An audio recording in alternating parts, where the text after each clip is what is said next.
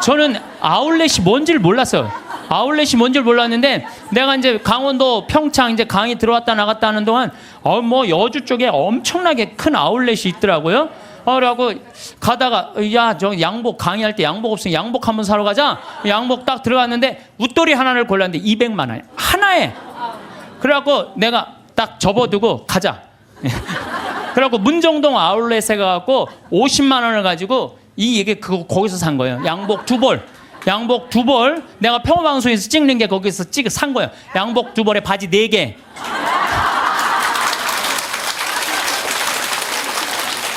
돈은요, 없으면 안 쓰면 돼요. 안 쓰면 돼요. 없는데 쓰려고 그러니까 고통스러운 거예요. 여기 계신 분들 남편이 뭐 한 20년 동안 하다가 구조조정 당해갖고 했어. 당신 빨리 나가서 돈 벌어.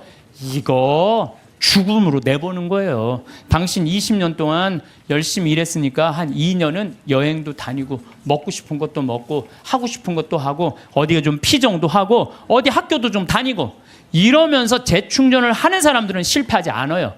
그런데 구조조정 당하자마자 뭘 해야 된다고 생각하고 가게 차리고 사업하는 사람들 거의 다 쫄딱 망해요. 통계적으로 한 95%가 망한대요. 그러니까 서두른다고 되는 일이 아니에요. 조금 여유 있게 살아가면요, 덜 쓰면 되지. 뭘 그렇게 많이 쓰려고 그래요. 집에서 14장 3절에 보면 인색한 자에게 재물이 무슨 소용이 있으며 수전노가 돈을 가지고 무엇하랴. 여러분들 인색한 사람한테 돈이 있으면 뭐예요? 수전노한테 돈이 있으면 안 쓰면 그 돈은 죽은 돈이에요. 안 쓰면 죽은 돈이에요.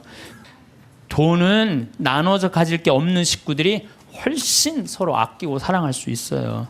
돈보다는 형제간의 우애를 더 중요시해서 이렇게 키우는 집안은 하느님 꽉 붙잡고 사는 집안이에요. 돈은요, 남한테 빌리러 다니지만 않을 만큼만 있으면 돼요. 또 넉넉하게 있다 하더라도 자식들이나 부모 형제들끼리 돈 하면서 사는 게 아니고 하느님 나라 영광 위해서 또 하느님을 위해서 쓰면 돼요. 돈 없으면 안 쓰면 돼. 안 쓰면. 집에서 18장 33절에 내 지갑 속에 아무것도 없으면서 꾼 돈으로 잔치를 벌이다 거지가 되지 마라. 그것은 사실 자신의 생명을 거스르는 행동이다. 그러니까 여러분들, 돈이라는 건요, 우리가 너무 나쁘다고 생각할 필요도 없고 너무 좋다고 생각할 필요도 없어요. 내가 돈의 노예가 안 되고 돈을 내가 부리는 주인이 돼야 돼요. 그래서 여기 계신 분들, 아유 신부님 그래도 돈벼락 한번 맞아 죽고 내가 돈벼락은 한번 맞아보고 죽고 싶은 분들, 이런 분들 있을 거예요. 그런데 우리나라 돈벼락 맞은 재벌들을 내가 조사를 전부 다 해봤어요. 돈벼락 맞은 재벌가들 조사를 해보니까 그 유산 상속으로 법정 싸움 안 하는 재벌이 없어. 다 법정 싸움. 다 여러분들이 아는데 다 하고 있어. 다. 근데 유일하게 안 하는 데가 LG만 안 한대. LG만. 나는 LG 사원이 아니에요.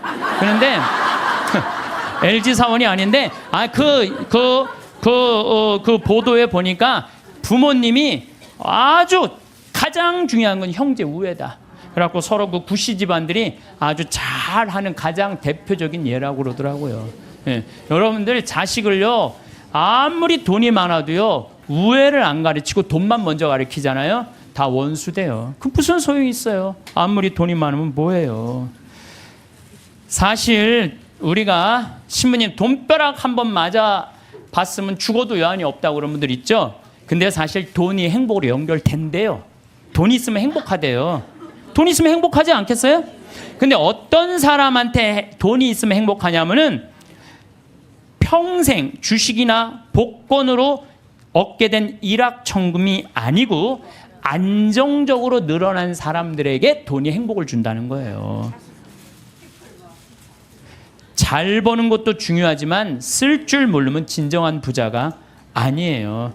여러분들 자녀들한테 뭐라고 그래요? 돈이란 몰라도 되고 크면 자연히 알게 되는 것이라든지 돈 일찍 아는 건 아이답지도 순수하지도 못한 것이라고 말하는 거 잘못된 거예요. 돈의 가치를 정확하게 알려줘야 돼요. 돈은 소중한 거다. 돈은 우리 인생 살아가는 데 꼭 필요한 거다. 그런데 어떻게 벌어야 된다? 정직하게 벌어야 된다. 이걸 가르쳐 줘야지 황금보기를 돌같이 알아라 뭐 이런 얘기만 해야 되니까 나중에 그냥 이상하게 돈을 버는 거예요. 예. 우리는 자식들한테 사람은 돈이 있어야 무시당하지 않아. 돈을 벌어야 해. 돈 없으면 무시당하고 돈 있으면 감옥에도 안 가. 이런 돈에 대한 부정적인 생각을 가르치면 안 된다는 거예요. 너희들 하느님이 돈 많이 벌게 해주는 거 축복받은 거야. 근데 이 축복받은 돈으로 어떻게 써야 돼? 가난한 이웃을 도와줘야 돼. 그래야지 애들이 돈에 대해서 긍정적으로 가지요. 돈은 뭐 나쁜 거고 이 조그만 게 머리에 피도 안 마른 게 벌써부터 돈부터 알아가지고 아니에요. 유대인들은요 어렸을 때부터 경제관념을 가르친다는 거예요. 그러니까 걔네들이 1년에 미국에서 사는 아이들이 이스라엘에 30억 달러씩 이 이스라엘 본국에 돈 주잖아요. 나라를 위해서 쓰는 거 아니에요. 나라를. 우리는 뭐 버진 아일랜드에 떼어먹고 있는데 미국 애들은요 유대인들은 무서워요. 1년에 30억 달러 국가에 갖다 줘요. 그러니까 그 이스라엘이 저희 모슬렘 6억 속에서 살아남는 거예요. 여기 계신 분들 정말로 돈벼락 한번 맞아보고 싶죠. 실제로 로또에 당첨된 분들 통계를 보면은 로또 당첨되고 나면은 행복할 것 같으냐? 완전히 행복이 찾아오느냐? 아니래요. 일단 로또에 당첨되면은 일이 술술 풀릴 것 같지만 갑자기 돈이 20억이 생기면요 주위에서 가만히 안 놔둔대. 사촌에 8촌 알지도 못하는 사람이 친척이라고 와갖고 돈 꿔달라 그러고 이 사람이 사업 제안하고 저 사람이 사업 제안하고 그리고 여기에 홀깃하고 저기에 홀깃해하고 다 날리고 결국은 부부끼리도 헤어지고요 애인끼리도 그냥 등 돌리고요. 돈이요 사람과 사람을 이어주는 게 아니라 사람과 사람을 끊어주는 게 돈이야. 영국에 28억 당첨된 사람이 있었어요. 새집 최고급 승용차, 자녀는 호화 사립학교 보냈고 여기저기 사업 투자라는 손짓에 그냥 여기저기 사업자. 근데 그 쫄딱 망한 거예요. 그러니까 쫄딱 망하니까 같이 좋던 부인도 이혼하고. 이 사람이 지금 통장에 얼마 남았냐면 10달러 남아있대. 10달러. 우리 돈으로 11,050원 정도 남아요. 11,000 한 500원 정도. 돈 많으면 뭐예요? 쓸 줄 모르면 100억을 갖다 줘도요 순식간에 다 날려요. 이 로저라는 사람이 마지막 말이 이래요. 복권 당첨을 되돌아보면 독이 든 성배와 같다. 독이 든. 예. 그러니까 돈이 정직하게 벌은 사람들은요 함부로 안 써요. 얼마나 소중하게 벌은 건데 이걸 함부로 써요. 정말로 고민하고 쓰죠. 근데 순식간에 돈이 생긴 사람은요 헛헛해요. 그래갖고 술집에 가서 날리고 뭐 바람 피고 뭐 사업하고 그러다가 원래 상태보다도 더한 상태로 돌아가는 거죠. 물론 로또 당첨되고 잘 사는 사람도 의외로 많대요. 근데 이 사람들 근데 잘 사는 사람들은 싹 감춰갖고 잘 못 찾는데요. 근데 우리나라에 400억 로또 당첨된 분이 있어요. 경찰관인데. 근데 이분은요 얼마나 멋있느냐면은 자기 학교, 모교, 경찰서 지역에 이 35억을 딱 기증을 한 거야. 그리고 난 다음에 공부를 한 거예요. 경영 공부를 하고 그러고 난 다음에 지금 중소기업을 아주 잘 운영을 하고 있대요. 이 사람은 400억을 운영할 수 있는 그릇이 된 사람이죠. 예. 그래서 이 돈벼락 맞은 사람들이 행복하게 사는 길은 뭐냐면 나누는 거예요. 나누는 거. 예. 나누면 이 사람이 생각이 건강해져요. 근데 거기다 돈 더 벌려고 그러고 떼돈을 벌으려고 그러면은 다 날리는 거지. 2010년 5월 강원랜드에 부부가 놀러를 갔어요. 면직 사업하는. 근데 이분이 얼마를 맞았느냐면 7억 6,680만 원을 맞은 거야. 로또 잭팟 맞은 거죠. 강원랜드에서. 근데 이 집이 빚이 있었대요. 근데 이 부부가 어떻게 했느냐면 이 돈을 전부 카이스트에 다 기증한 거예요. 카이스트. 왜? 이거는 우리가 노력해서 번 돈이 아니다. 이거 빚이 있었는데도 불구하고. 이야, 난 그 부부 정말로 멋있다고 생각해요. 왜? 저는 이렇게 생각해요. 그 돈으로 이 사람이 뭐를 했을지는 잘 모르지만은 그 돈 갖고 딴 거 하는 것보다 이렇게 딱 하면 다시 본 생활에 돌아와서 성실하게 살아요. 별 일 없이 그냥 열심히 살아요. 그게 행복한 거지. 그냥 여기 이제 돈벼락 맞고 싶은 분들 맞지 마세요. 이런 분들은 대한민국에도 큰일 하신 분들이지만은 하늘나라에도 공덕 쌓아 놓으신 분들이에요. 갑자기 많은 돈이 생기면요 사람 미쳐요. 귀신이 쉬어요. 돈귀신이셔. 예, 돈이 많다고 행복한 건 아니에요. 제가 아는 어느 분, 여기 내가 여기서 들은 얘기예요. 여기 우리 봉사자들한테 들은 얘기. 대기업 그 해외 지사 이제 지사장으로 갔대요. 근데 이쪽 기업에서 딱 와갖고 술을 들이다 저녁에 먹이고 재정 상태에 대해서 물었대요. 근데 이 사람은 술을 못 먹는 사람이래요.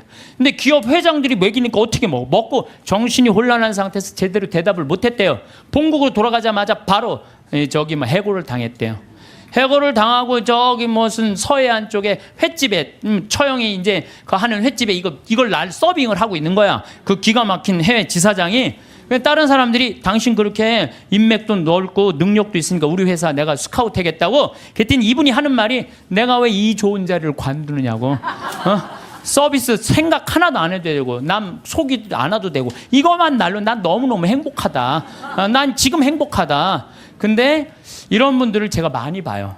막 큰 사업할 때보다 다 정리하고 욕심을 다 끊고 사니까 너무 행복하다는 분들 저는 정말로 많이 봅니다.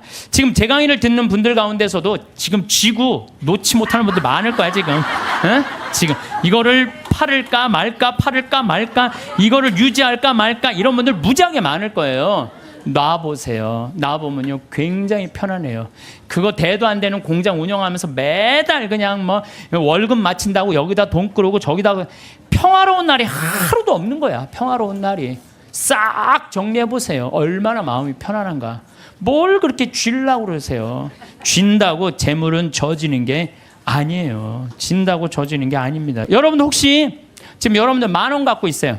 10,000원 갖고 있으신 분들 내가 저 1,000원 좀 주실래요? 커피 한 잔 좀 뽑아 먹게. 그럼 여러분들 저한테 1,000원 줄 거야 안 줄 거예요? 주죠. 줘요. 10,000원 중에 1,000원은 괜찮아요. 근데 만약에 여러분들이 1,000억을 갖고 있어.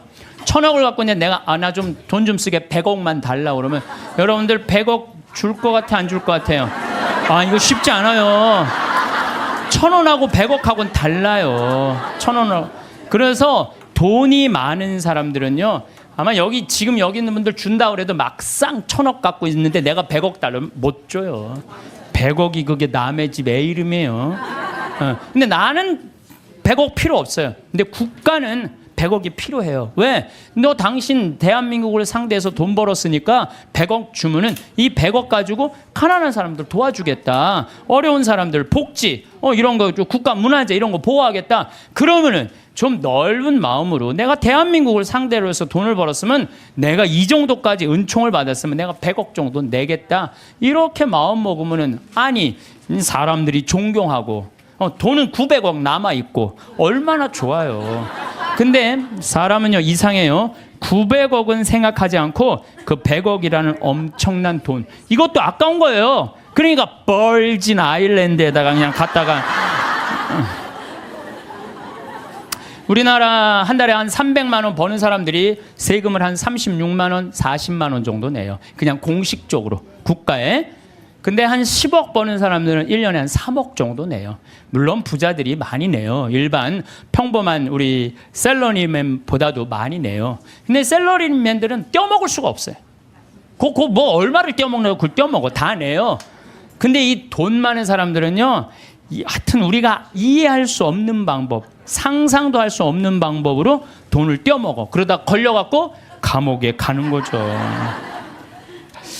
요즘 대한민국 교육을 보면은 저는 훌륭한 인격 쌓는 교육은 안 시키고 돈 쌓는 훈련만 시키는 것 같아요. 돈 버는 것만 가르치는 거예요. 돈 버는 법만 가르치고 돈을 제대로 의미 있게 쓰는 법을 안 가르치기 때문에 갑부가 돼도 단 한 푼도 나라를 위해서 어려운 이웃을 위해서 쓸 줄 모르는 분들 이런 분들을 뭐라고 그러냐면 졸부라고 그래. 졸부. 돈은 많은데 쓸 줄 모르는 사람들을 우리가 뭐라 그래? 졸부라. 졸부. 대부분은 안 그러시겠지만 금융가들, 재벌가들, 정치인들은 돈 쌓는 재미로 눈에 뵈는 게 없어요. 법도 그냥 눈에 안 보여. 그래갖고 정의라고는 찾아볼 길이 없고 정의로운 사회라는 인식 자체를 하지 않는 것 같아요. 우리 삶이 언제 끝날지 모르잖아요. 나중에 돈 벌면 내가 어려운 이웃과 하느님께 봉헌해야지 하는 사람들 끝까지 아무것도 못해요. 나중에 돈 벌면 한다는 사람 끝까지. 나는 나중에 보자는 놈 하나도 안 무섭고 나중에 하느님한테 봉헌하겠다는 사람 하나도 안 믿어요. 내가 본당 신부할 때 정말로 잘 먹고 잘 살 때는 성당 찾아오지도 않아요. 근데 그냥 쫄딱 망하면 어디 하소연할 때도 없고 나한테 와서 그냥 하는 얘기가, 신부님 내가 이렇게 망할 줄 알았으면 성당에 신축금이라도 많이 해야 하는데 이제 쫄딱 망하고 와갖고 그냥 돈 있을 땐 눈에 뵈는 게 없는지 세상 무서울 것 없는 것처럼 거만하게 행동하다가 쫄딱 망하면 성당에서 나한테 그리고 이제 하소연하면서 더 화가 나는 게 돈 좀 꿔달라는 거. 돈 좀. 내가 돈이 어딨어요. 그리고 저는요, 신념이 뭐냐면 그 달에 번 건 그 달에 다 쓰자. 이게 내 신념이에요. 그러니까 나는 누가 와서 사기 치려고 해도 사기 당할 돈이 없어요. 그 달에 번 건 그 달에 다 쓰는데 사기 당할 돈이 어디 있어요. 여러분들, 나중에 돈 벌면은 어려운 사람 돕겠다는 사람, 이 생각하는 사람 아예 머릿속에서 지우세요. 그리고 난 진짜 싫어하는 게 뭐냐면 동전 모아 어려운 이웃 돕는 문화 싫어해요. 물론 어린아이한테 동전을 모아갖고 어려운 이웃을 돕는 거 가르치는 거 좋아요. 하지만 우리 문화 전체가 쓰다 남은 동전 가지고 어려운 이웃을 돕는다. 이건 정말로 나쁜 거예요. 내가 재산 중에 정말로 일부분을, 소중한 일부분을 떼어서 어려운 이웃을 도와준다고 할 때 그건 의미가 있는 거예요. 여러분, 2006년에요. 미국은요, 기부금이 얼마가 나왔느냐면 3,000억 달러가 나왔어요. 2006년에. 근데 우리나라 2006년 총 수출액이 얼마인 줄 알아요? 3,255억 달러예요.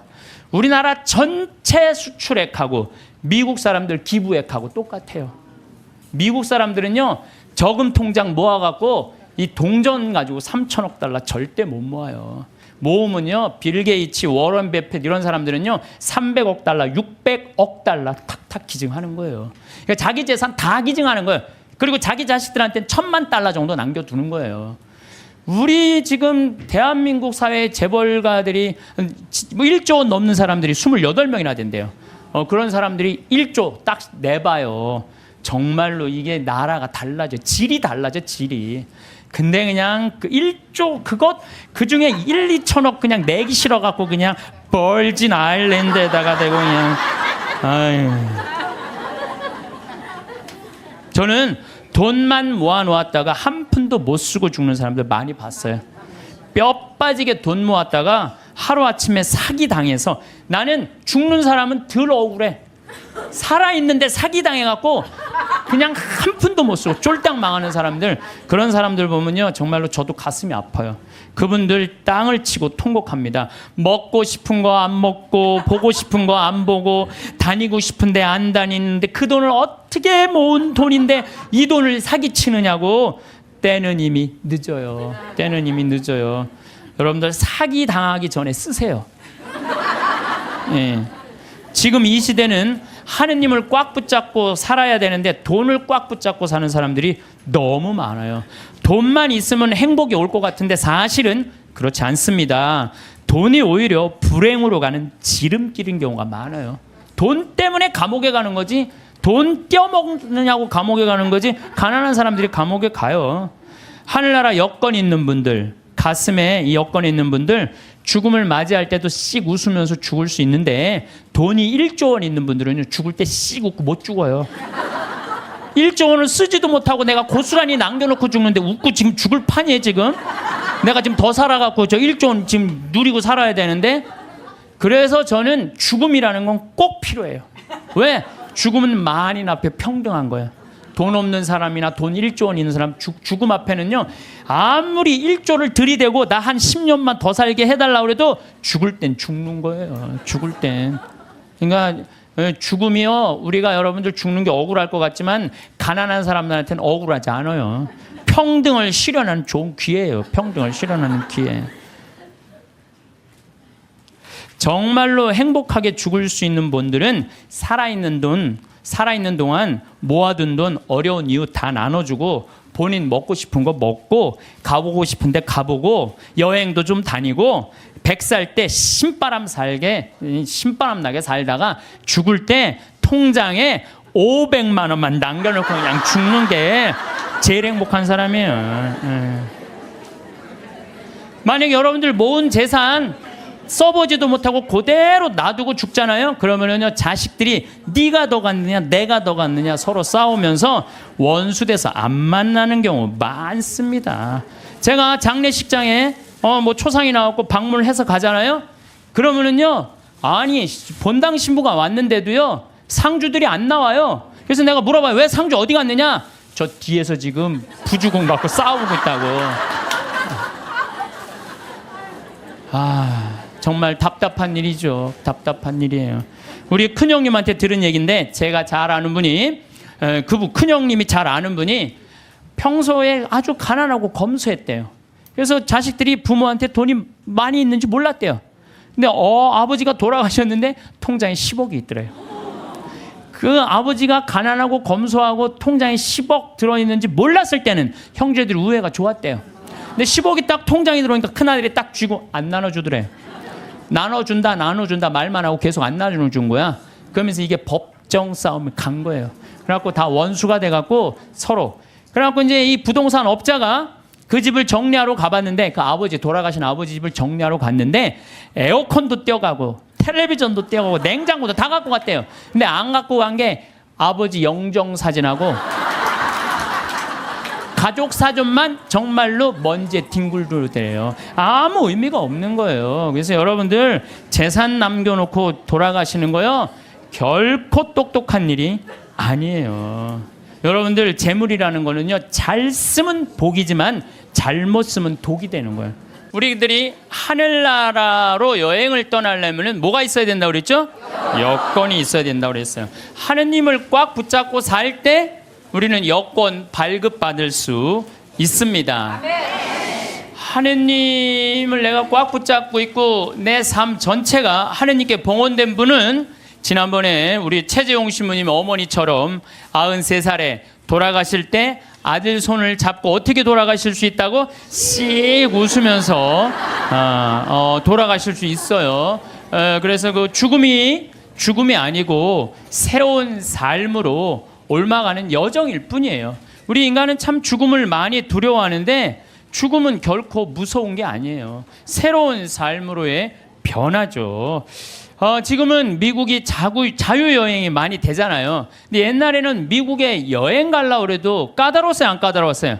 까다로웠어요. 미국에 가려고 그러면은 옛날에 미국 비자 발급 받으려면은요, 통장에 잔고가 얼마 있느냐, 너 갔다가 돌아올 수 있는데 보증인이 있느냐, 이런 거 다 물어봤어요. 또 막상 요즘은 미국에 이렇게 제가 로망 칼라를 차고 이제 미국 강의하러 갈 때 거기 여권 심사하는 데서 꼬치꼬치 물어요. 왜 왔느냐고. 그래서 강의하러 왔다. 도라는 갈 거냐? 나 한국에 갈 거다. 며칠 머물 거냐? 뭐 10일 머무를 거다. 정말로 까다롭게 물어보더라고요. 여러분들 만약에 하늘나라에 막 들어가려고 그럴 때 이 베드로 성인이 물어볼 거예요. 너 성당은 열심히 다녔느냐? 또 가난한 이웃은 잘 돌보았느냐? 회개는 많이 했느냐? 하늘나라 열쇠 쥐고 있는 분이 다행히 베드로라 정말로 다행이에요. 이 베드로 성인이 좀 허술해요. 베드로 성인이 만약에 바오로 사도가 열쇠를 갖고 있었으면요, 저를 포함해서 여기 있는 분들, 들어갈 수 있는 분들 거의 없어요. 바오로 사도는 신약성서 27권 중에 13권을 쓴 사람이에요. 얼마나 똑똑한 사람인지 몰라요. 그 똑똑한 사람들이 여러분들한테 따지면 여러분들 뭐 말 대꾸 제대로 할 수 있을 것 같아요? 못해요. 그냥 얼버무리다가 그냥 이거 자격 없네 그리고 그냥 딴 데로 보낼 거예요. 그나마 우리 베드로 사도, 참 베드로 사도는요 재밌어요. 베드로 사도는 거의 성서 글을 쓰지 않았어요. 써도 신약 성서에 2권, 베드로 전서, 후서. 근데 얼마나 웃기냐면은 베드로 전서 5장, 후서 3장. 아주 간단하게 썼어요. 아주 간단하게. 뭐 베드로 성인이 쓴 건지 아니면 제자들이 쓴 건지 몰라도 그것도 베드로 전서를 읽어보면 너무 재밌어요. 어떻게 재밌느냐면은 예수님이 베드로 사도한테 너는 반석이다. 내가 내 위에 내 교회를 세우겠다 그랬죠. 그래서 이 베드로 성인은요, 돌에 대한 게 굉장히 관심이 많았던 것 같아요. 그래서 이 베드로 사도 예수님 표현하는 걸 보면은 사람들에게는 버림을 받았지만 하느님께 선택된 값진 돌이란 돌 얘기만 해요. 베드로 전서를 보면은 내가 시온에 돌을 놓는다. 선택된 값진 모퉁이 돌이다. 이 돌을 믿는 이는 부끄러운 일을 당하지 않을 것이다. 집 짓는 이들이 내버린 돌이 그 돌이 모퉁이의 머릿돌이 되었네. 돌 얘기만 해. 돌 얘기만 베드로 사도는. 근데 이 베드로 사도가 하늘나라 열쇠를 쥐고 있긴 있는데 허술하다는 이야기는요, 예수님께서 이제 예루살렘으로 올라가면서 그 이제 올라가는 길에 얘기를 해요. 나는 너에게 내 교회를 세우겠다. 그리고 그 얘기 하시자마자 뭐라고 그러냐면은 나는 예루살렘에 올라가면은 순환을 당하고 죽을 것이다. 그랬을 때 베드로가 뭐라고 그러냐면 아이코 맙소사, 그런 일은 결코 일어나지 않을 것입니다. 내가 당신 지키겠다 이거예요. 지금 예수님은 죽으러 올라가는데 베드로는 국무총리 되려고 올라가는 거예요. 지금 예수님 생각하고 베드로 생각하고 완전히 달라요. 베드로는 하늘나라를 이해하지도 못했어요. 그러니까 이런 말을 하는 거예요. 아이쿠 맙소사, 주님 그런 일은 결코 일어나지 않을 것입니다. 그러니까 예수님이 바로 뭐라고 그러냐면은 사탄아 내게서 물러가라. 너는 나에게 걸림돌이다. 돌 얘기 많이 나오죠. 너는 나한테 걸림돌이다. 너는 하느님의 일은 생각하지 않고 사람의 일만 생각하는구나. 예수님은 하느님의 일로 인류를 구원하시기 위해 십자가에 못 박혀 돌아가시려고 그러는데 베드로는 뭐 하려고 올라간 거예요? 국무총리 하러 올라. 근데 국무총리 왕이 돼야지 국무총리 될 거 아니에요. 근데 죽는다니까. 아이쿠 맙소사, 결코 주님 그런 일은 일어나지 않을 것입니다. 그러니까 예수님 뭐라 그래요? 사탄아 내게서 물러가라. 너는 하느님의 일은 생각하지 않고 사람의 일, 국무총리 될 일만 생각하는구나. 예수님이 또 그래도 그렇지. 바로 전에 내가 내 위에 내 교회를 세우겠다 그러다가 또 바로 사탄아 물러가라 그냥. 예수님 믿는 거 쉽지 않아요. 예수님 아주 당황스러운 일들을 너무 많이 하셔갖고, 베드로는 예수님이 붙잡히니까 3번이나 예수님을 배반해요. 3번이나. 이제 예수님 붙잡히고 다른 제자들은 그래도 다 도망가도 그래도 베드로가 그 12 중에 나아요. 그래도 예수님 따라가고 어떻게 되나 지켜보려고 따라갔어요. 그러니까 그 종이 뭐라 그래요?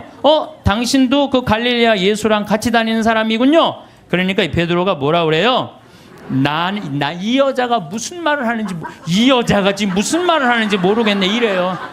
근데 당신 정말 그 사람하고 있었는데 그랬더니 나는 그 사람을 알지 못하오 그래요. 참, 이 베드로가 할 일이에요? 예수님하고 정말로 내 위에 내 교회를 세운다 그러고 정말로 주님 그런 일은 내가 보호하겠습니다. 막 이런 사람인데 나는 그 사람을 알지 못하오. 그러니까 3번째로 확실히 당신 그 사람 예수 그리스도와 예수와 같이 다니던 사람 맞는데, 그러니까 베드로는 이렇게 얘기해요. 내가 내 말이 거짓말이라면 1000벌이라도 받겠다고 맹세하면서 나는 그 사람을 모르고 그래요. 아주 배신을 해도 확실히 해요. 확실히. 얼버무리고 한 게 아니라 확실히 배신을 해요. 예수님 배반 3번 했죠. 따라가는 이유도 몰랐죠. 그리고 베드로는요 냉담 생활도 해요. 어떻게 냉담 생활을 하냐면 예수님 십자가 못 박혀 돌아가셨어요. 돌아가시니까 베드로가 뭐라고 그러냐면 나는 물고기 잡으러 간다 그래요. 물고기 잡으러 간다는 얘기는 뭐야? 내가 예수님 따라다니기 전 생활로 돌아간다는 거예요. 이게 냉담이지 뭐예요? 냉담. 지금 수제자라는 사람이 그래갖고 가서 물고기 잡아요. 그때 예수님이 나타나잖아요. 많이 잡았느냐. 그냥 그 기간 동안 냉담한 거 냉담. 그러니까 짧게 냉담까지 한 사람이 냉담까지. 그런 사람이 하늘나라 여권 심사한다고 이렇게 서 있는 거예요. 자, 여러분들 가갖고 따질만해 안 따질만해요? 따질만해요. 당신은 냉담한 적 없냐? 당신은 배반한 적 없냐? 당신 예수님 딴 생각으로 따라다닌 적 없냐? 대충 따지면 베드로가 눈 깔고 그래 나도 그런 적이 있었지 들어가. 그래서 나는 예수님께서 베드로한테 하늘나라 열쇠 준 것에 대해서는 굉장히 희망적이에요. 왜? 그 실수투성인 그 베드로한테 열쇠를 줬다는 것은 우리들도 실수투성이에요. 저나 여러분이나 인생 살다 보면 흠없는 사람들이 있어요? 흠투성이에요.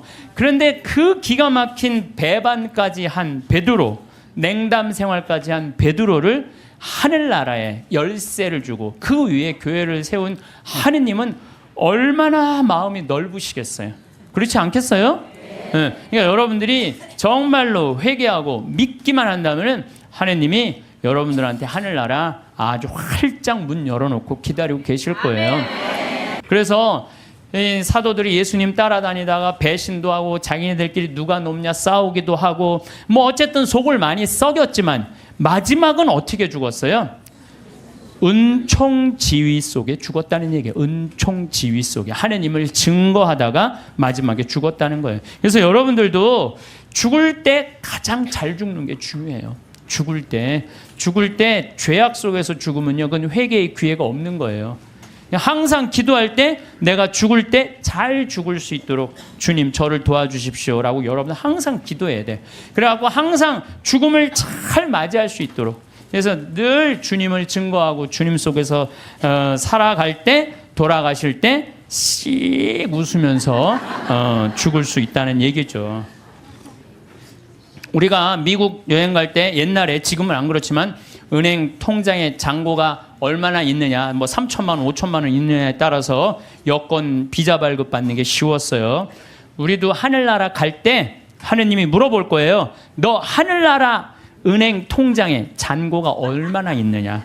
여러분들 하늘나라 통장에 잔고가 얼마나 있어요, 여러분들? 아, 내가 이거 하늘나라에 저금하는 거야 라고 저금해둔 돈들, 내가 이거 하늘나라에 저금하는 거야 라는 마음으로 저금한 것들.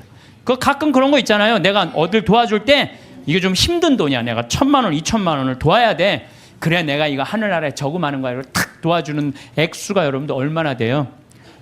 잔고에 하나도 없는 분들도 있을 수 있어요. 날 위해서 쓰다 보니까 하늘나라에는 하나도 안 쌓아놓을 수가 있어요. 마태복음 25장 보면은 이 마지막 날 최후의 심판 때 한쪽 오른쪽 양들은 오른쪽으로, 염소는 왼쪽으로 갈라요. 그리고 예수님이 이렇게 말해요. 너희들은 내가 굶주렸을 때 먹을 것을 주었고, 목말랐을 때 마실 것을 주었고, 나그네 되었을 때 따뜻하게 맞아 주었고, 헐벗었을 때 입을 것을 주었고, 병들었을 때 돌보아 주었고, 감옥에 갇혔을 때 찾아 주었다. 그러니까 오른쪽에 있는 양들이 그래. 언제 내가 그랬어요? 내 이웃 하나한테 해준 것이 곧 나에게 해준 것이다. 기가 막힌 말이죠. 우리 동학사상 1800년에 마지막에 그 동학사상 할 때 인내천 사상이라고 있죠. 사람 안에는 하늘이 있다. 우리 안에는 전부 다 하늘이 들어있다. 예수님은요, 우리를 다 당신의 분신으로 생각했던 거야. 여기 있는 분들 전부 다 누구 분신이야? 예수님 분신이에요. 내가 언제 당신 목말랐을 때, 굶주렸을 때, 헐벗었을 때, 병들었을 때 언제 돌봐줬느냐? 내 이웃한테 해준 것이 곧 나에게 해준 것이다. 그러니까 여러분들 정말 병들고 정말 아프고 헐벗고 가난한 이웃에게 해주는 건 곧 누구한테 해주는 거예요? 이거 통장 잔고 많은 거예요, 적은 거예요? 많은 분들이에요. 근데 왼쪽에 있는 염소들한테는 뭐라 그래? 너희는 내가 헐벗었을 때, 목말랐을 때, 굶주렸을 때, 병들었을 때, 감옥에 갔을 때 한 번도 찾아온 적이 없다. 내가 언제 주님인 줄 알았으면 우리가 찾아갔는데 언제 주님께서 그러셨느냐고. 내 이웃에게 해주지 않은 것이 곧 내게 해주지 않은 것이다. 여기 계신 분들 가운데 무료 급식에 참여하시는 분들, 감옥, 교도소 봉사하시는 분들, 병원, 내가 병원 봉사자들한테 강의 많이 다녀. 여의도 뭐 순복음병원, 여의도 교회, 여의도만 나오면 순복음이 나오네. 여의도 성모병원, 강남 성모병원, 뭐 인천병원, 이렇게 내 봉사자들한테 강의 많이 다녔거든요. 근데요, 병원의 봉사자들이 200명, 300명 돼요. 우리 천주교 교우들이. 이분들 다 뭐 하는 거예요? 하늘나라의 통장에 잔고가 가득 있어요. 내가 강원도 사람이잖아요. 원주에 사시는 김영문이라는 분은 원주 근처 한 38개 복지시설에 이제까지 짜장면을 몇 개를 만들어줬냐면 7만 2천 그릇을 만들어줬대.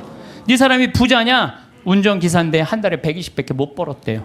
근데 그 월급의 일부를 나눠서 짜장면을 자기 쉬는 날, 그래갖고 막 짜장면을 만들기 위해서 막 살림살이를 하니까 부인이 저게 딴 살림 차렸나 그럴 정도로 오해할 정도로. 그러니까 친구가 정육 좀 하는 친구는 뭐라 그래요? 야, 내가 너 그렇게 짜장면 어려운 사람들 고아원 양로원에 가서 봉사하는데 내가 고긴 내가 대주마. 심지어 문막에 있는 시각장애우들은 우리가 밀가루 봉헌하겠다. 이런 사람들이 하늘나라 통장에 잔고가 많은 사람들이에요. 반대로 엄청난 돈이 있으면서도 가난한 이웃 돌보지 않고 돈 더 많이 벌어보겠다고 벌진 아일랜드에다가 알지도 못하는 섬에다가 회사 차려서 세금 떼어먹는 사람들 많아요. 이런 사람들 세상 통장에는 잔고가 많을지 모르겠지만 하늘나라 통장에는 잔고가 하나도 없는 분들이에요. 세상 통장에 돈 많은 거 그거 아무 소용없어요. 세금 얘기 나왔으니까 대한민국 사람들이요, 한국 사람 상대로 해서 돈 벌었으면 한국에다 돈 내놔야지. 왜 돈을 빼돌려요?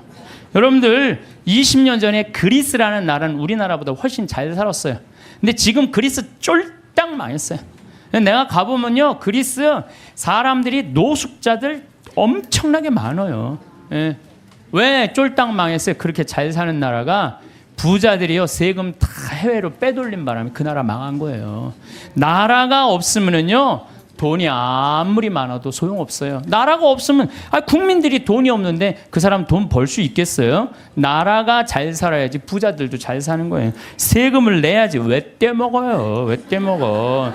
나는 요즘 뭐 버진 아일랜드 여기다가 조세 피난처 만들어 놓고 세금 떼어먹는 사람들 이렇게 보면은 왜 루카복음 12장 16절부터 21절까지가 생각나는지 몰라. 이게 무슨 얘기 나오냐면 부자가 소출이 너무 많았어. 그랬더니 고민해요. 이 많은 소출을 어떻게 할까? 그래. 내가 창고를 헐고 더 큰 창고를 줘서 내가 거기다 소출을 다 넣고 영혼에게 말하리라. 영혼아 걱정하지 마라. 너 먹을 거 많으니까 몇 년 동안 푹 쉬어라. 그랬더니 하느님이 와서 뭐라 그래? 아니다. 네가 좀 하늘나라에서 푹 쉬어야 되겠다. 네가 오늘 죽는 날이다.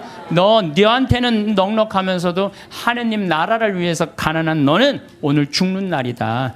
여러분들 돈이 아무리 많으면 뭐예요? 오늘 죽으면요 아무 소용이 없어요. 나는 창고를 져서 거기다가 쏟아넣는 그 이 부자나 버진 아일랜드에다가 그 몇백억 대고 갖다 놓고 영혼아 걱정하지 말아라. 내가 버진 아일랜드에다 내가 돈 넣어놨으니까 너 오래 살아라. 오래 살기 쉽지 않아요. 세금을 내야지 왜 세금을 안 내요? 하다못해 예수님도 세금 냈어요. 마태복음 17장 24절을 보면요, 가파르나움 갈릴레아 호수의 바로 위에 가파르나움 성전이 있어요.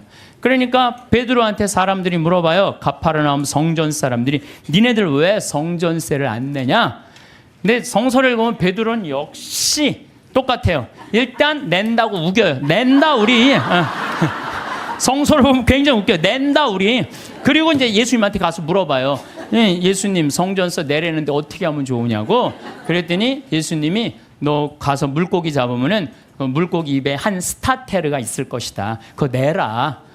스타테르는요 그리스로 은하 한 입인데 그거는 돈이 얼마냐면 우리 이 대한민국 지금 기초 아주 최저 하루 근로비의 4배 그러니까 16만 원 정도 되는 거예요. 우리가 3만 7천 원인가 3만 8천 원이가 하루 아주 최저 임금이거든요. 그러니까 16만 원 되는 걸 아니 예수님도 낸 세금을 아니 왜 안 내냐 이거예요. 이 성서를 난 이거 성서를 읽으면서 여기서 깨달은 진리가 있어요. 사소한데 목숨 걸지 말아라. 예수님도 지금 가장 큰 일은 뭐야? 하늘나라를 위해서 예루살렘에 올라가고 십자가 못 박혀 돌아가셔야 돼. 근데 그 세금 안 낸다고 우기면은요 아예 유대인 취급도 못 받아요. 그거 16만 원 뭐 많이 돈 드느냐? 그리고 그냥 스타테로 낸 거예요. 사소한데 목숨 걸지 말라는 거예요. 요즘 부자들 보면은요 자기 재산이 1조 원이나 되는데 그 한 1000억, 2000억 내는 게 뭐가 아까워?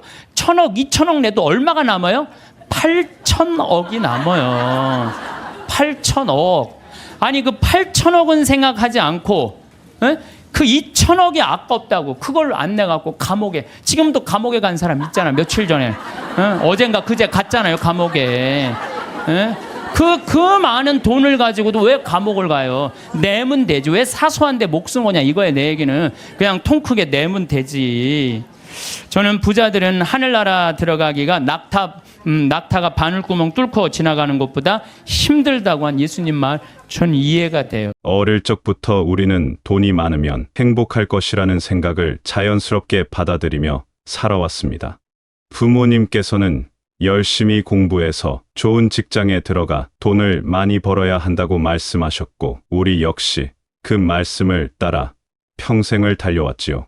젊은 시절에는 월급이 조금이라도 더 많은 곳을 찾아 이직을 고민했고, 중년에는 사업을 키우거나 투자를 통해 더 많은 돈을 모으려 애썼습니다. 그렇게 돈을 향한 긴 여정을 걸어오면서 우리는 언제나 조금만 더 벌면, 통장 잔고가 조금만 더 늘어나면 진짜 행복이 찾아올 것이라고 믿어왔습니다. 하지만 인생의 어느 시점에서 문득 깨닫게 됩니다.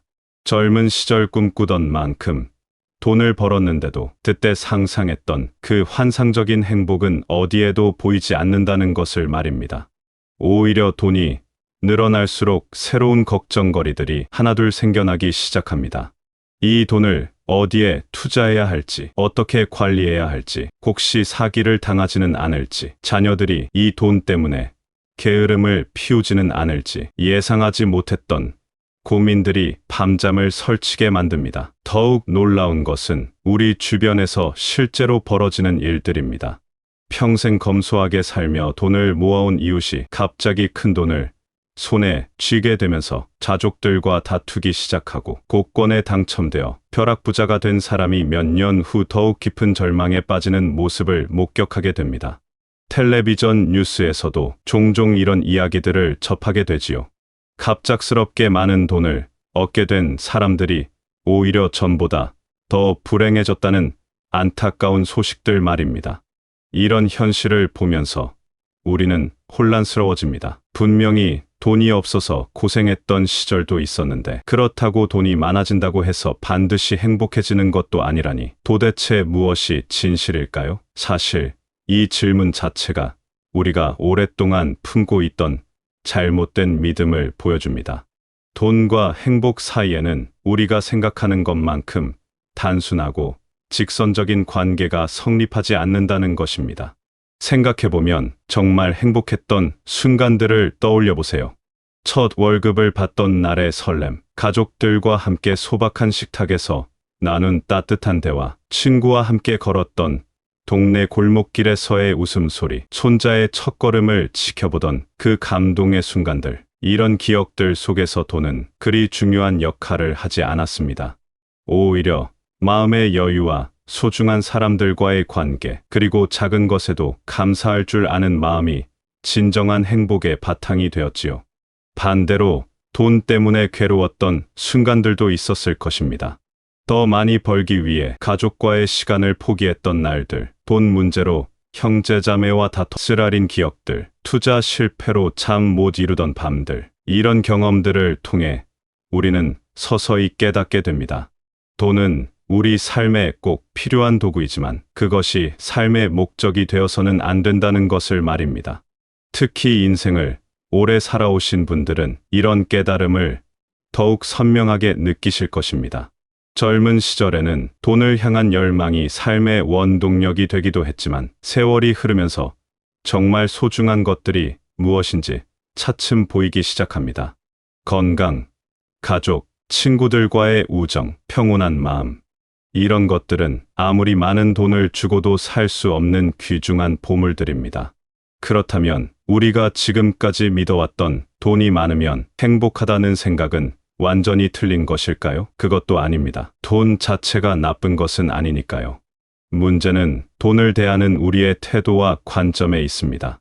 돈을 인생의 최종 목표로 여기고 그것만을 위해 달려갈 때 돈은 우리에게 독이 됩니다. 하지만 돈을 삶을 풍요롭게 해주는 하나의 도구로 여기고 그것을 현명하게 사용할 줄 안다면 돈은 우리와 우리 주변 사람들의 삶을 더욱 아름답게 만들어주는 축복이 될 수 있습니다. 결국 중요한 것은 돈의 양이 아니라 돈을 바라보는 우리의 마음가짐입니다. 돈이 적어도 감사할 줄 알고 돈이 많아도 겸손할 줄 아는 지혜, 그리고 돈보다 소중한 가치들을 잊지 않는 마음, 이런 것들이야말로 진정한 행복으로 가는 길잡이가 되어줄 것입니다. 그런데 우리가 사는 세상을 둘러보면 참으로 이상한 모습들을 많이 목격하게 됩니다. 이미 충분히 넘치도록 많은 돈을 가진 사람들이 여전히 더 많은 돈을 쌓아두기 위해 온갖 수단과 방법을 가리지 않는 모습 말입니다. 세금을 내야 할 때가 되면 온갖 꼼수를 부려서 한 푼이라도 덜 내려고 하고 사회에 환원해야 할 몫까지도 아까워하며 자신의 금고에만 차곡차곡 쌓아둡니다. 이런 모습을 보고 있으면 안타까운 마음이 듭니다. 이미 몇 대가 먹고 살아도 남을 만큼 가졌으면서도 여전히 만족하지 못하고 더 많은 것을 움켜쥐려 하는 모습이 과연 행복해 보이는지 의문이 들기 때문입니다. 이런 사람들을 가까이서 지켜보면 더욱 놀라운 사실을 발견하게 됩니다. 겉으로는 화려해 보이지만 실제로는 늘 불안하고 초조해하며 살고 있다는 것입니다. 밤에 잠을 제대로 못 자고 늘 누군가가 자신의 재산을 노리고 있다고 의심하며 가족들조차 믿지 못하는 모습을 보입니다. 돈을 지키기 위해 사람들과의 관계는 점점 차갑게 식어가고 진정으로 자신을 사랑해주는 사람이 누구인지조차 분간할 수 없게 됩니다. 이런 삶이 과연 우리가 꿈꾸던 행복한 모습일까요? 더욱 안타까운 것은 갑작스럽게 큰 돈을 얻게 된 사람들의 이야기입니다. 복권에 당첨되거나 예상하지 못한 유산을 물려받은 사람들의 소식을 들어보면 처음에는 모두가 축하하고 부러워합니다. 이제 걱정 없이 살겠구나. 정말 운이 좋다 하며 말입니다. 하지만 시간이 지나고 나면 그들의 이야기는 전혀 다른 방향으로 흘러갑니다. 갑자기 생긴 큰 돈 때문에 가족들 사이에 다툼이 벌어지고 친구들과의 관계도 어색해집니다. 진짜 친구와 돈 때문에 다가오는 사람들을 구별하기 어려워지고 결국 외롭고 쓸쓸한 나날을 보내게 되는 경우가 참으로 많습니다. 실제로 우리 주변에서도 이런 일들을 종종 목격하게 됩니다. 평생 성실하게 살아온 이웃이 갑자기 큰 돈을 손에 쥐게 되면서 성격이 변하기 시작합니다. 예전에는 인사도 잘하고 정겨웠던 분이 어느 순간부터 사람들을 의심하는 눈빛으로 바라보기 시작하고 작은 일에도 예민하게 반응합니다. 자녀들은 그 돈을 두고 서로 다투게 되고 평화롭던 가정에 금이 가기 시작합니다. 돈이 가져다 준 것은 행복이 아니라 의심과 불신, 그리고 관계의 파괴였던 것입니다. 특히 요즘에는 투자 열풍 때문에 더욱 안타까운 일들이 벌어지고 있습니다. 아파트 값이 오르고 주식이나 가상화폐에서 큰 돈을 번 사람들의 이야기가 연일 화제가 되면서 많은 사람들이 나도 한몫해야겠다는 생각에 빠져듭니다. 평생 모아온 소중한 돈을 위험한 투자에 몰아넣고 밤낮으로 시세를 확인하며 잠 못 이루는 날들을 보냅니다. 처음에는 작은 수익에 기뻐하다가도 욕심이 커지면서 더 큰 위험을 감수하게 되고 결국 큰 손실을 보게 되는 경우가 허다합니다. 이런 모습들을 보면서 우리는 깨닫게 됩니다. 돈 자체가 문제가 아니라 돈에 대한 우리의 태도가 문제라는 것을 말입니다. 돈을 모으는 것 자체가 목적이 되어버리면 그 순간부터 돈은 우리를 행복하게 해주는 도구가 아니라 우리를 괴롭히는 족쇄가 되어버립니다. 더 많이 가질수록 더 많이 잃을까 봐 두려워하게 되고 더 많이 벌수록 더 많이 벌어야 한다는 강박에 시달리게 됩니다. 정말 슬픈 것은 이런 사람들이 자신이 불행하다는 것조차 깨닫지 못한다는 점입니다. 겉으로는 성공한 것처럼 보이고 남들도 부러워하니까 자신도 행복하다고 착각하며 살아갑니다. 하지만 깊은 밤 혼자 있을 때면 공허함과 외로움이 밀려옵니다.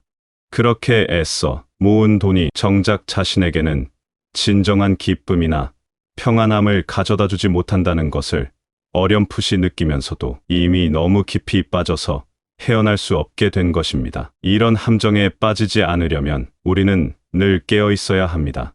돈이 우리의 주인이 되지 않도록, 돈 때문에 소중한 사람들과의 관계가 망가지지 않도록, 그리고 돈 때문에 우리의 순수한 마음이 변질되지 않도록 말입니다.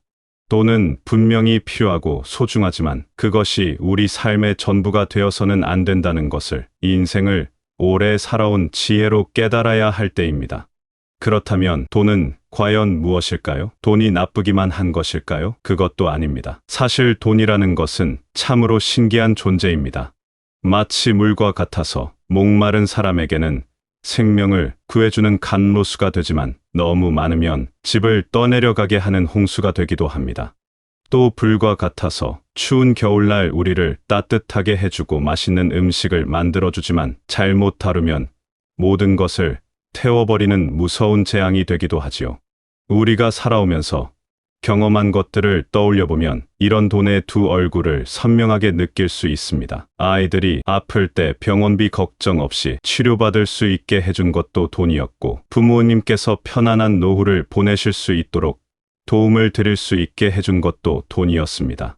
어려운 이웃에게 따뜻한 손길을 내밀 수 있게 해준 것도, 자녀들이 하고 싶은 공부를 마음껏 할 수 있게 해준 것도 모두 돈이 있었기에 가능한 일들이었습니다.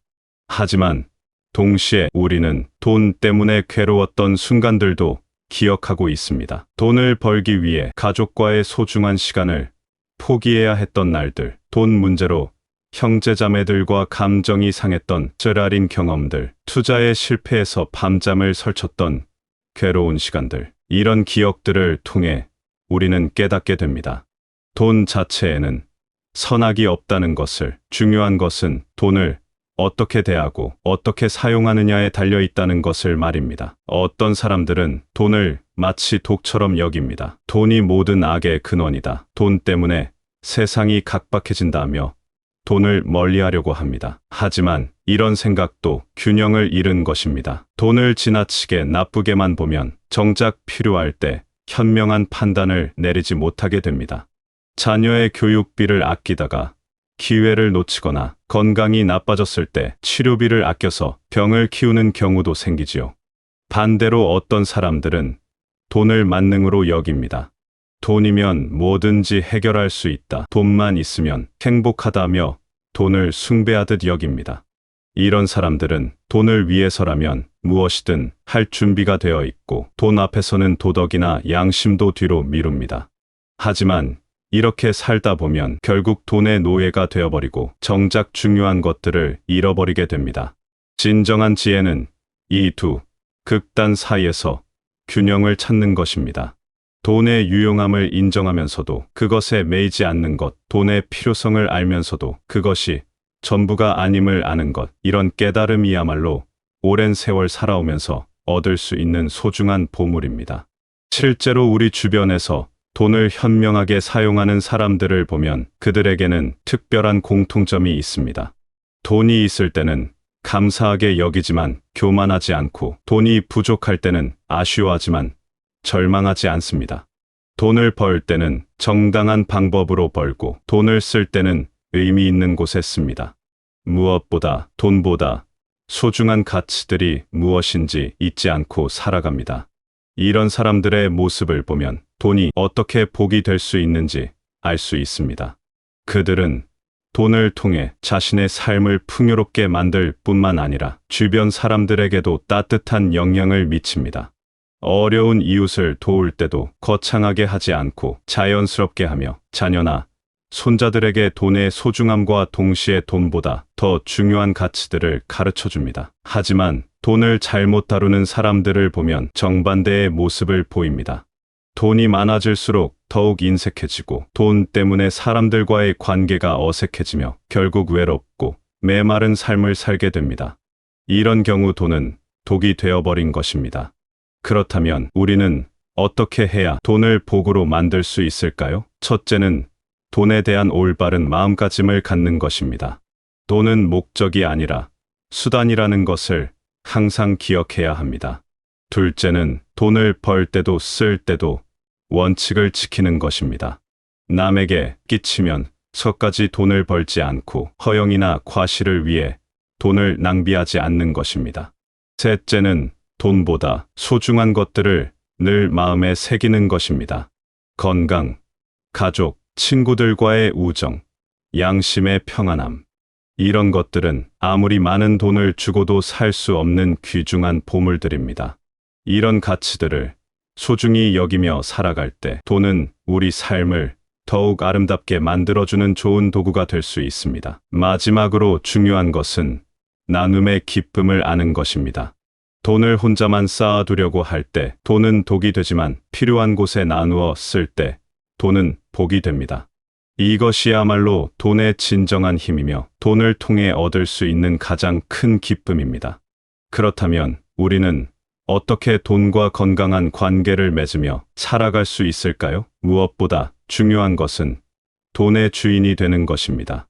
돈의 노예가 되어서는 안 됩니다. 이 말이 거창하게 들릴 수도 있지만 사실은 아주 단순한 원리입니다. 돈이 우리를 조종하게 하지 말고 우리가 돈을 다스려야 한다는 뜻입니다. 돈의 노예가 된 사람들을 보면 공통점이 있습니다. 아침에 눈을 뜨면 제일 먼저 통장 잔고를 확인하고 하루 종일 돈 생각에 매여 살며 밤에 잠자리에 들기 전까지도 내일은 얼마나 더 벌 수 있을지 고민합니다. 이런 삶이 과연 자유로운 삶일까요? 겉으로는 돈을 많이 가진 것처럼 보이지만 실제로는 돈에게 완전히 사로잡혀 있는 것입니다. 반면 돈의 주인이 된 사람들은 다릅니다. 돈이 필요할 때는 현명하게 사용하고 돈이 없을 때는 없는 대로 만족하며 살아갑니다. 돈에 대해 생각하는 시간도 적당하고 돈보다 소중한 것들에 더 많은 관심을 기울입니다. 가족과 함께하는 시간, 친구들과의 대화, 자연을 바라보며 느끼는 평온함, 책을 읽으며 얻는 깨달음. 이런 것들이야말로 진정한 부라는 것을 알고 있기 때문입니다. 돈의 주인이 되려면 먼저 우리 마음속에 자리 잡고 있는 돈에 대한 두려움과 욕심을 다스려야 합니다. 돈이 떨어질까 봐 지나치게 걱정하거나 남보다 적게 가졌다고 해서 자괴감에 빠질 필요가 없습니다. 또한 돈을 더 많이 벌었다고 해서 우쭐해하거나 돈으로 사람을 판단하는 잘못된 습관도 버려야 합니다. 진정한 돈의 주인은 돈을 도구로 여깁니다. 망치가 집을 짓는데 유용한 도구이듯 돈도 우리의 꿈을 실현하고 소중한 사람들을 돌보는데 유용한 도구일 뿐입니다. 망치 자체가 목적이 아니라 그것으로 무엇을 만들 것인가가 중요하듯 돈 자체가 목적이 아니라 그것으로 무엇을 할 것인가가 중요합니다. 특히 나누는 기쁨을 아는 것이야말로 돈의 진정한 주인이 되는 지름길입니다. 많은 사람들이 착각하는 것이 있습니다. 돈을 나누면 자신의 것이 줄어든다고 생각하는 것입니다. 하지만 실제로는 그렇지 않습니다. 돈을 나눌 때 우리가 얻는 기쁨과 보람, 그리고 마음의 평안함은 돈으로 살 수 없는 귀중한 것입니다. 오히려 돈을 나누면 나눌수록 우리의 마음은 더욱 풍요로워집니다. 어려운 이웃에게 조금이라도 도움을 주었을 때 느끼는 그 따뜻한 마음, 자녀들이나 손자들에게 필요한 것을 해줄 수 있을 때의 뿌듯함, 좋은 일에 기부를 했을 때 느끼는 뜻깊음, 이런 감정들은 돈을 쌓아두기만 해서는 절대 느낄 수 없는 특별한 행복입니다. 이런 경험을 해본 사람이라면 누구나 알 것입니다. 나누는 것이야말로 돈을 가장 값지게 사용하는 방법이라는 것을 말입니다. 물론 무작정 나누기만 하라는 뜻은 아닙니다. 지혜롭게 나누어야 합니다. 진짜 도움이 필요한 곳에 적절한 만큼 올바른 방법으로 나누는 것이 중요합니다. 때로는 돈이 아닌 다른 방식의 도움이 더 필요할 수도 있고, 때로는 당장 주는 것보다 기다리는 것이 더 좋을 수도 있습니다. 이런 판단을 할 수 있는 지혜야말로 삶의 경험을 통해 얻을 수 있는 귀중한 능력입니다. 또한 돈의 주인이 되려면 감사하는 마음을 잃지 않아야 합니다. 지금 가진 것이 적더라도 그것에 감사하고 많더라도 교만하지 않는 마음가짐이 필요합니다. 우리가 가진 모든 것은 결국 우리 혼자 힘으로 이룬 것이 아닙니다. 부모님의 사랑, 선생님들의 가르침, 친구들의 도움, 사회의 도움, 수많은 사람들의 도움과 사랑이 있었기에 오늘의 우리가 있는 것입니다. 이런 깨달음을 가진 사람은 돈을 대하는 태도도 자연스럽게 달라집니다. 돈을 독차지하려고 하지 않고 받은 만큼 돌려주려고 노력합니다. 자신만의 행복을 추구하는 것이 아니라 함께 행복해질 수 있는 방법을 찾습니다.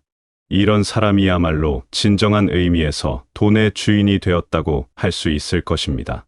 이제 우리는 긴 여행을 마치며 돌아볼 때가 되었습니다. 돈이 많다고 해서 반드시 행복한 것은 아니라는 깨달음, 돈에는 곡이 될 수도 있는 양면성이 있다는 지혜, 그리고 돈의 노예가 아닌 주인이 되어야 한다는 교훈까지, 이 모든 것들이 결국 하나의 큰 진리로 모아집니다. 진정한 행복은 돈에 많고 적음에 달려있는 것이 아니라 돈을 어떤 마음으로 대하고 어떻게 사용하느냐에 달려있다는 것입니다.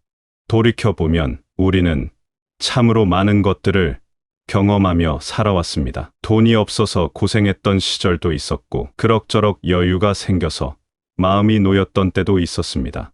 때로는 예상치 못한 큰 돈이 생겨서 기뻤던 적도 있었고, 투자나 사업 실패로 속상했던 경험도 있었을 것입니다.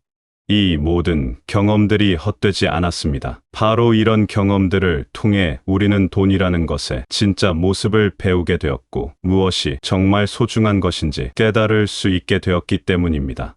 지금 이 순간 여러분의 통장 잔고가 얼마인지는 중요하지 않습니다. 남들과 비교해서 많은지 적은지도 중요하지 않습니다. 정말 중요한 것은 지금 여러분이 가진 것에 감사할 줄 아는 마음입니다.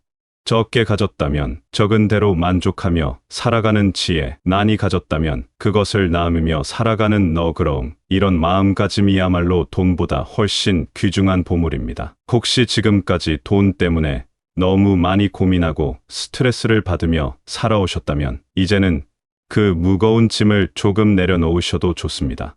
돈은 분명히 필요하고 중요하지만 그것이 여러분의 가치를 결정하지는 않습니다. 여러분이 지금까지 살아오면서 쌓아온 경험과 지혜, 사람들에게 베풀었던 사랑과 관심, 어려운 시절을 견뎌낸 인내와 용기, 이런 것들이야말로 어떤 돈으로도 살 수 없는 진짜 재산입니다. 그리고 무엇보다 여러분에게는 아직 시간이 있습니다.